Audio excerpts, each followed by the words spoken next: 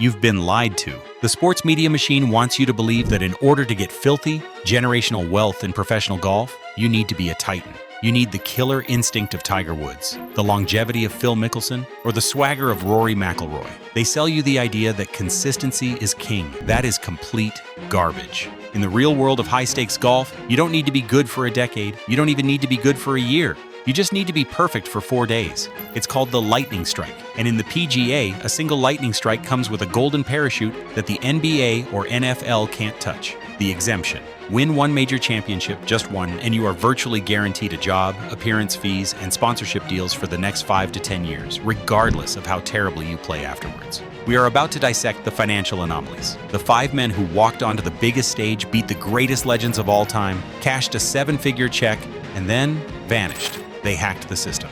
They secured the bag. And most of them never lifted a trophy ever again.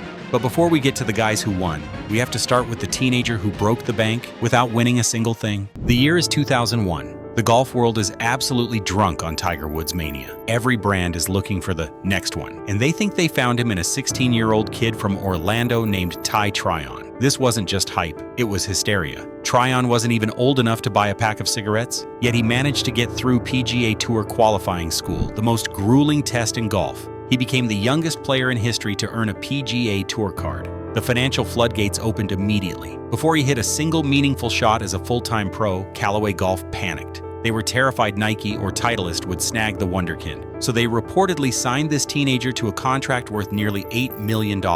Other endorsements from Target and Lexus piled up. We are talking about a 17-year-old kid with a guaranteed portfolio that most CEOs work 40 years to achieve. And then, the wheels fell off. Almost immediately after the ink dried on the contracts, Tryon got mononucleosis. His energy tanked. When he returned, the pressure of that $8 million price tag was heavier than the golf bag. He missed cut after cut. His swing mechanics, which were built on youth and flexibility, started to rot under the microscope of the media. He played only a handful of events before losing his card. He spent the next decade bouncing around mini-tours, effectively disappearing from the public eye. Ty Tryon is the only no-hit wonder on this list. He didn't hack the game with a win. He hacked the speculation market. He cashed out on potential alone. But while Ty crumbled under the pressure of future money, our next subject crumbled under the weight of an actual trophy, and he did it while beating the greatest player who ever lived. Fast forward to July 2003, the Open Championship at Royal St. George's. If you looked at the betting sheets that week,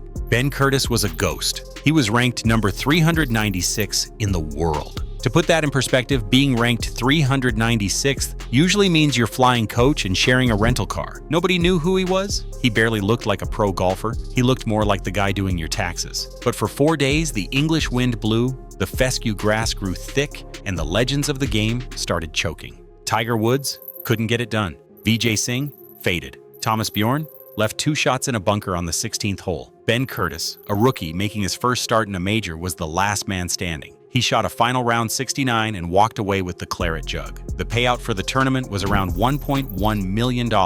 That's nice money, but the one-hit wonder effect is about the multipliers. Overnight, Curtis went from a nobody to a global brand. Reebok signed him immediately. Titleist locked him down. He secured a 5-year exemption on the PGA Tour and a 10-year exemption into the Open. Here is the cold, hard math of his flash in the pan. Ben Curtis played professional golf for another 15 years. He barely contended. He was statistically average in almost every metric. Yet because of that 1 week in 2003, his career earnings sit at a staggering $13.7 million.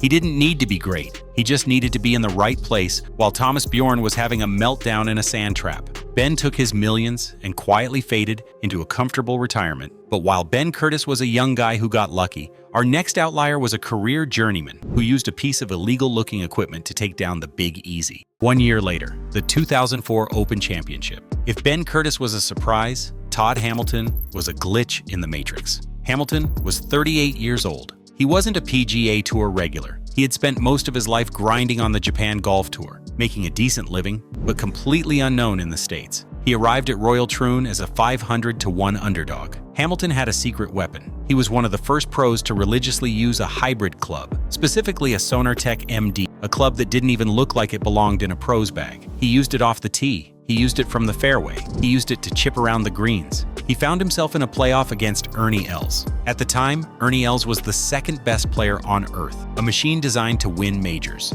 It was David versus Goliath. If David was armed with a weird hybrid club. On the 18th hole of the playoff, Hamilton hit an ugly, chopped runner with that hybrid to 2 feet. He tapped in. He beat the legend. The financial implications for Hamilton were life-altering. He pocketed the $1.3 million winner's check. But more importantly, he secured that golden 5-year exemption. Here's the twist. After that year, Todd Hamilton fell off a cliff. He missed more cuts than he made for the rest of his career. The magic disappeared instantly. The sonar tech company eventually went bust. But it didn't matter. Hamilton rode that 5-year exemption to millions in appearance fees and guaranteed starts. Between the win, the endorsements, and the thank you for showing up money, Hamilton's career earnings topped $5 million.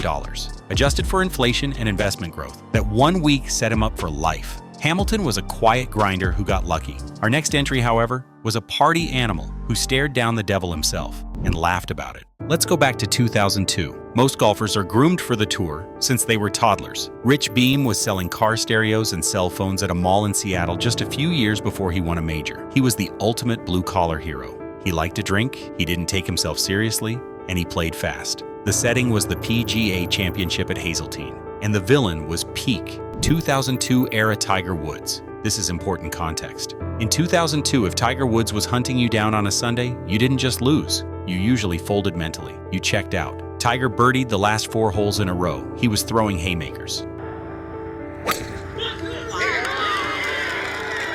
The roar of the crowd was deafening, all of it cheering for Tiger to crush the stereo salesman. Rich Beam didn't blink. He shot 68. He held off the greatest closer in history to win by 1 stroke. The check was $990,000. But for Beam, the cash was secondary to the fame. He wrote a book. He became a media darling. He parlayed that 1 week of brilliance into a lucrative career as a TV analyst for Sky Sports. Unlike the others on this list, Beam never seemed tortured by his inability to replicate the win. He knew he caught lightning in a bottle. He took the money, bought the drinks, and rode the wave. He proved that you can beat the house and have fun doing it. But our final subject proves the dark side of the one-hit wonder. For him, the millions of dollars didn't bring freedom, they brought a curse. The 2003 PGA Championship at Oak Hill. Shawn Micheel was ranked 169th in the world. He was a guy trying to keep his job. He arrived at the 72nd hole, clinging to a 1-shot lead. He stood in the rough, 175 yards out, holding a 7-iron. What happened next is considered one of the greatest shots in the history of major championship golf. He hit it to 2 inches,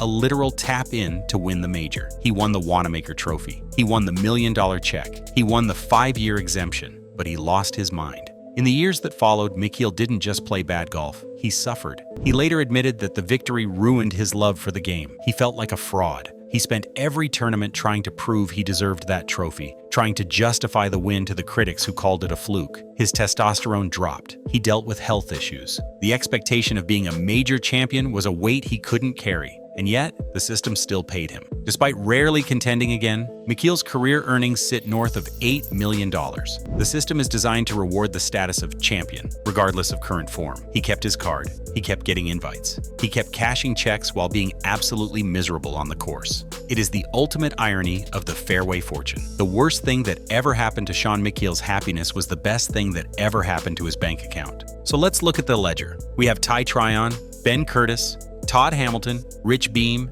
and Shawn Micheel.